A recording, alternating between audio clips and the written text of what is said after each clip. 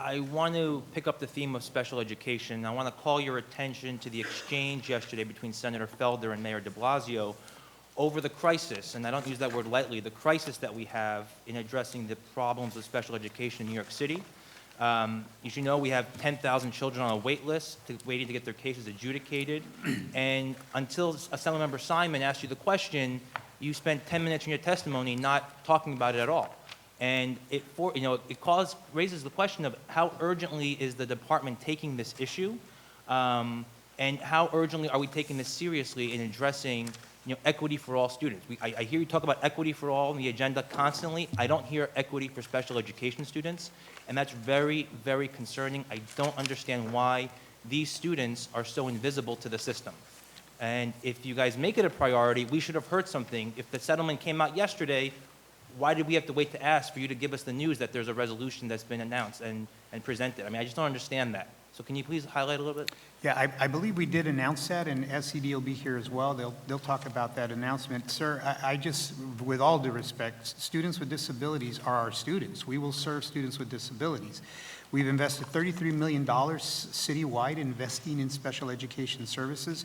As it pertains, I'm assuming that the exchange yesterday with the mayor had to do with Carter cases, what we call Carter cases.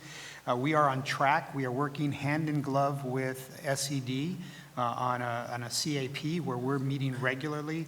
We are on track to clear that backlog by the end of this school year. We have daily updates on what's happening. We've hired additional 44 lawyers to be able to take on that backlog and still keep up with any new cases that come up. We've made significant investments in personnel around the budgeting and the process payment side of the house.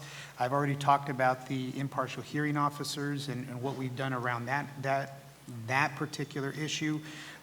We also have a number of working groups that are not special education working groups, but are a cross-section of every division of the DOE that is working to address how we are addressing the services to students with disabilities. So I can assure you, sir, that this is a priority for us, that we are in the weeds, really undoing and redoing what we need to do to serve our community. Thank you. I just think there needs to be a greater urgency and a greater urgency by the way we talk about this issue, because I mean, now it's a national press story, the failures of the New York City special education system. My next question, not so much a question, but a comment. Since last April, I've sent 7 letters to your office, have not received a single response to a single one. I sent you a letter about special education reimbursements in July, no response other than a "we'll get back to you" from your staff. I sent you 2 letters in September about an alleged sexual assault on a school bus, 0 response, which is unacceptable to me. You talk about parental choice in the C-30 process. I sent you a letter with Senator Myrie in November raising concerns about the C-30 process at Brooklyn Technical High School, asking for clarification. I was offered a phone call in March. You've announced the principal last week. That's insulting. Honestly, that's very, very insulting. So my question to you is really simple. What does it take for a member of the Senate Education, New York City Education Committee to get an answer from the department on these issues? It shouldn't have to come to a hearing like this where I have to now shame you and your staff here for not getting back to me 7 times in 10 months.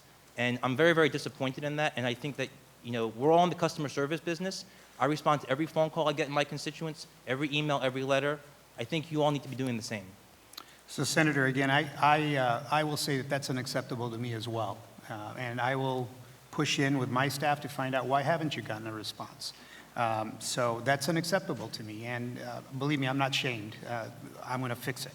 But that's unacceptable, and I agree with you. That should never happen. We'll fix that. Thank you.